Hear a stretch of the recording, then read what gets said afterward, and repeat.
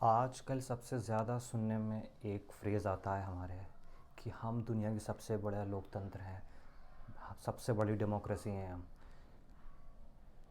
हम सिर्फ सबसे बड़ी डेमोक्रेसी ही हैं, लेकिन हम सबसे कामयाब डेमोक्रेसी हैं? शायद आपको बेहतर पता हो। एक कामयाब डेमोक्रेसी की क्या खूबी हैं, उसके इंस्टीट्यूशन किस तरीके से काम कर रहे हैं, उसकी कार्रवाई किस तरीके से हो रही है, हो भी रही है या नहीं हो रही है, कुछ कमी तो नहीं है, उसकी चेक्स एंड बैलेंसेस। तो जब हम पार्लियामेंट की बात करते हैं तो उसके चेक्स एंड बैलेंसेस इम्पोर्टेंस है वो बढ़ जाती है। और आज के टाइम पे जैसे हम देख रहे हैं कि सत्र नहीं चल रहा है, पेंडेमिक का दौर अपने रुबाब पे है, तो क्या ऐसा एक इंस्टीट्यूशन है जो उसके चेक्स एंड बैलेंसेस कर सके? तो जी हाँ, बिल्कुल है। वो है पार्लियामेंट्री स्टैंडिंग कमेटी। तो थोड़ा सा पार्लियामेंट्री स्टैंडिंग कमेटी को समझते हैं और देखते हैं आज इसकी ज़रूरत क्यों है ज़्यादा, जबकि पार्लियामेंट का सत्र नहीं चल रहा है। तो हम देखते हैं जैसे कि जब कोई बिल आता है तो पहले वो डिस्कस होता है फ्लोर पे, फिर वो उसके बाद एक एक कमेटी बना दी जाती है कुछ एमपीज़ की, जिसमें अदर पार्टीज़ के एमपीज़ होते हैं, और उस बिल को रेफ़र कर दी जाता है इस स्टैंडिंग कमेटी में। तो अब जब स्टैंडिंग कमेटी में बिल जाता है तो इस पे एक डिटेल डिस्कशन होता है।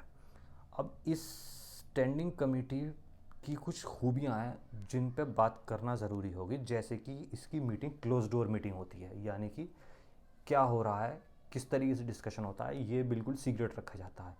दूसरी चीज़, जो इसके मेंबर्स होते हैं वो कई पार्टियों के होते हैं, ज़रूरी नहीं कि किसी का एक ही पार्टी के ज़्यादा हों, नहीं, काफ़ी सारे मेंबर इसमें होते हैं। तो वो जो मेंबर होते हैं वो पार्टी विप से बाउंड नहीं होते हैं, यानी कि किसी की आइडियोलॉजिकली बेस्ड पार्टी है, किसी की कुछ पार्टी है, तो ज़रूरी नहीं है कि वो उसी पार्टी को वैसे ही फेवर करता रहेगा, यानी कि अपने हिसाब से वो उस पर आर्ग्यूमेंट कर सकता है।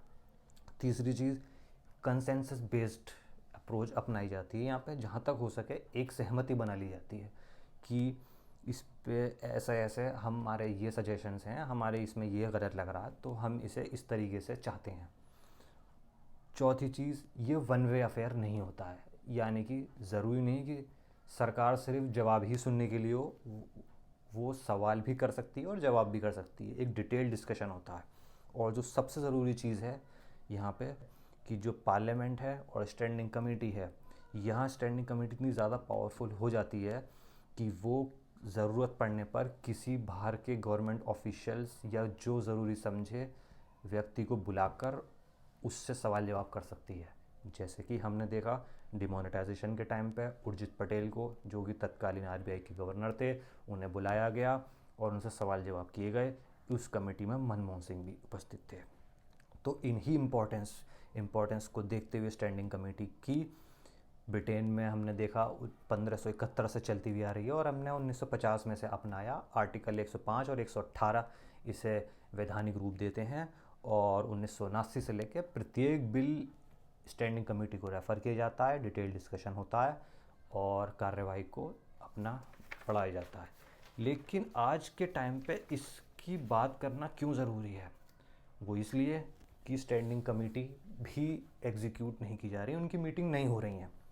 तो जब पूछा गया राज्यसभा सेक्रेटरीट से कि भाई आप हमें इजाज़त दीजिए, हम वर्चुअल कॉन्फ्रेंस के थ्रू इस मीटिंग को हम कन्वीन करते हैं, तो उनका जवाब आया नहीं, क्योंकि वीडियो कॉन्फ्रेंसेस वर्चुअल कॉन्फ्रेंस जो होती है वो रूल्स के अकॉर्डिंग नहीं है, वो ख़िलाफ़ है। दूसरा, एक सरकार की तरफ से बयान आता है, श्री वेंकैया नायडू बताते हैं, जो राज्यसभा के चेयरमैन हैं, कि हमारा अभी फोकस अनडिवाइडेड फोकस है पेंडेमिक पे। ये दोनों आर्ग्यूमेंट अपनी तरफ से ठीक प्रतीत होते हैं, ठीक लगते हैं। लेकिन अगर हम इन्हीं आर्ग्यूमेंट को देखते हैं और जगह हम देखते हैं कि किस तरीके से और देश कैसे काम कर रहे हैं और जिनकी डेमोक्रेसी कैसे काम कर रही है, क्या कोई ऑप्शन है और जो स्क्रूटनी कर सकें सरकार की, तो हम देखते हैं कि पहले भी इतिहास में भी बहुत बार हुआ है। जो अनडिवाइडेड फोकस की बात हुई यहाँ पे, वो ब्रिटेन में वर्ल्ड वार वन के टाइम पे हाउस ऑफ कॉमन्स लगातार चलता रहा, वर्ल्ड वार टू को चलती है, बैठी अपना काम किया उन्होंने, एग्जीक्यूटिव अपना वॉर पे ध्यान लगाए रखी। और आज की बात करें, यूएस में, यूके में, फ्रांस, इटली और ऑस्ट्रेलिया, ब्राज़ील, न्यूजीलैंड, सब जगह पार्लियामेंट अपना काम कर रही है वर्चुअल कॉन्फ्रेंसेस के थ्रू। दूसरी चीज़, कमिटीज़ की बात करें तो कमिटीज़ यूएस की कांग्रेस की कमेटी बैठ रही है वहाँ पे, हाउस सेनेट की कमिटीज़ बैठ रही हैं और अपना काम निरंतर कर रही हैं। हम अपने देश की ही बात करें तो हमारे पीएम सीएम से वर्चुअल कॉन्फ्रेंस के थ्रू बात करते हैं। G20 की मीटिंग होती है, उसमें पीएम बात करते हैं और देशों से, तो उसमें कोई प्रॉब्लम नहीं होती है। सर गवर्नमेंट ऑफिशियल्स हैं, वो कई तरह के वर्चुअल कॉन्फ्रेंसेस कर रहे हैं। यहाँ तक कि एक एक्सेप्शन वाला केस ये हुआ जब सैलरी एंड अलाउंस की स्टैंडिंग कमेटी बैठी, उसकी मीटिंग हुई और उसमें जो निर्णय लिया गया कि किस तरीके से एमपीज़ का अलाउंस कम किया गया और वो कई तरह के उसमें निर्णय लिए गए। तो वो मीटिंग क्यों की गई? जब सिक्योर प्लेटफॉर्म की बात आती है, रिजेक्ट कर दिया गया, लेकिन इस मीटिंग को होने दिया गया। लेकिन MHA जो मिनिस्ट्री ऑफ होम अफेयर्स की जो स्टैंडिंग कमेटी है, उसको इजाज़त नहीं दी जा रही। लेकिन MHA की ही मीटिंग पे जोर मैंने क्यों दिया यहाँ पे? वो इसलिए हो सकता है किसी और स्टैंडिंग कमेटीज़ की इजाज़त ना मिल पाए, ना मिले, ज़रूरी ना हो इस वक्त पेंडेमिक के टाइम पे। लेकिन MHA की ही क्यों? क्योंकि मेडिकल हेल्थ फैसिलिटीज़ की ज़िम्मेदारी MHA की, डिज़ास्टर मैनेजमेंट एक्ट लगा हुआ है इस टाइम, उसकी ज़िम्मेदारी MHA की, ठीक है। लॉकडाउन की ज़िम्मेदारी MHA की, रिलीफ एक्टिविटीज़ जितनी हो रही हैं MHA की, माइग्रेंट क्राइसिस हुआ, माइग्रेंट वर्कर्स को किस तरीके से परेशानियां हुई, MHA। तो जो MHA है यहाँ पे, वो है नोडल एजेंसी, उसकी स्क्रूटनी होना सबसे ज़रूरी है।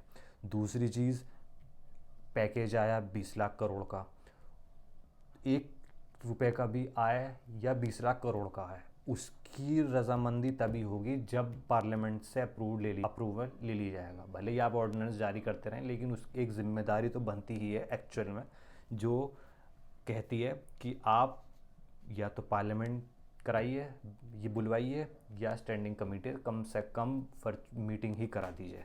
लेकिन नहीं, उसका भी नहीं हो पाया। तो इसका हम इम्पैक्ट देखते हैं, क्या क्या इम्पैक्ट हुआ।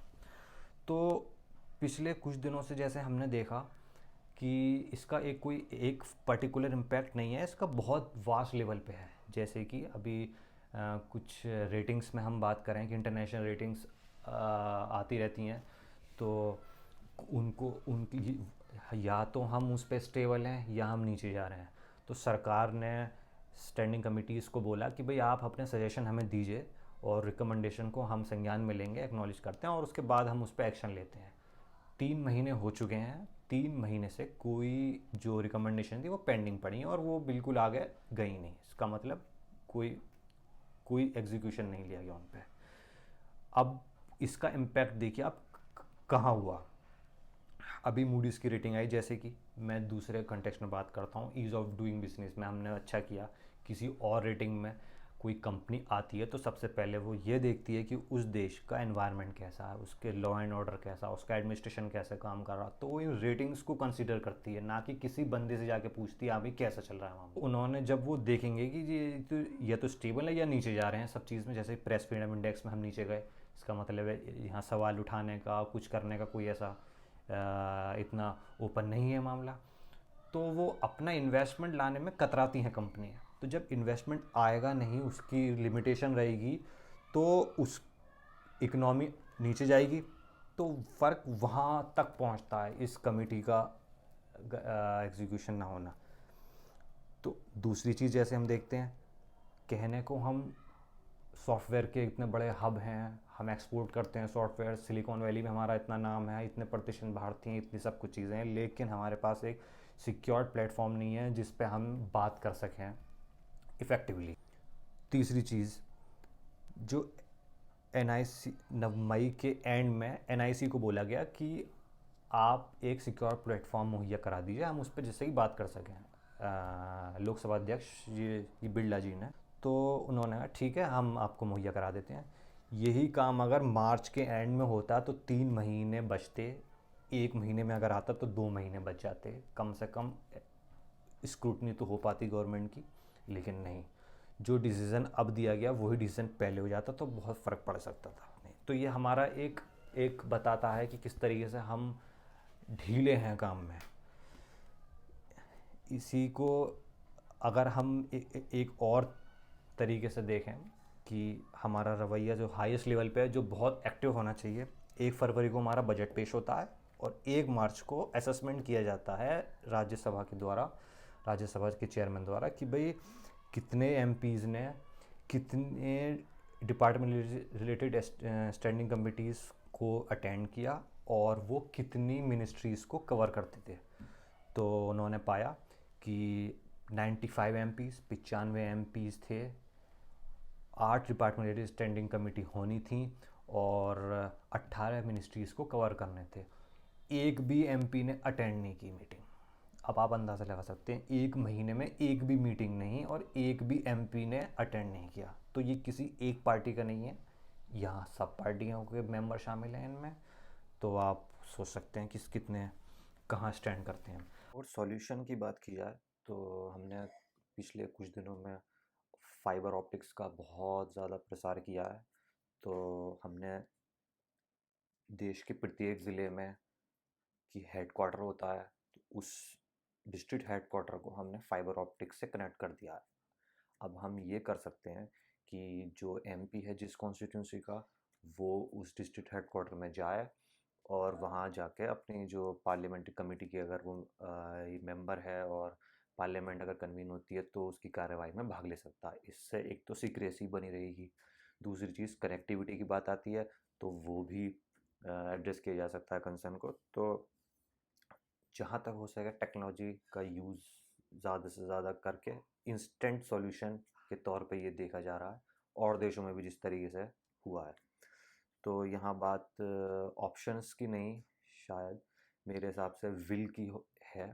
तो अगर हमारी विल स्ट्रांग है, अगर हम एड्रेस करना चाहते हैं इश्यूज़ को, पार्लियामेंट को कन्वीन करना चाहते हैं, स्टैंडिंग कमेटी को हम करना चाहते हैं, तो कहीं ना कहीं से कैसे ना कैसे हम उसकी बैठक करा ही सकते हैं।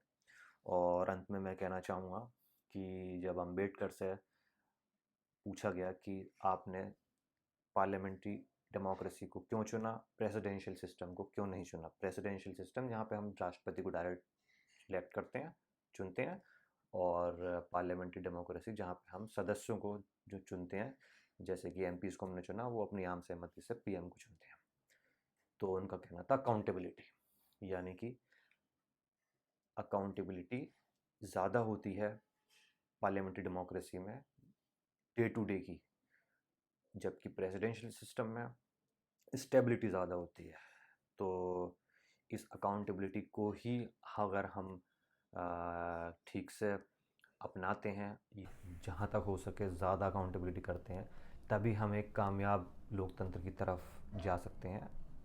और एक बड़े लोकतंत्र, सबसे बड़े लोकतंत्र के साथ साथ हम ये भी कह सकते हैं फिर कि हम एक कामयाब लोकतंत्र भी हैं। तो कोशिश कामयाब लोकतंत्र की ज़्यादा होनी चाहिए। तो इश्यूज़ पे नज़र बनाए रखिए और चीज़ों को समझते रहिए। जय हिंद।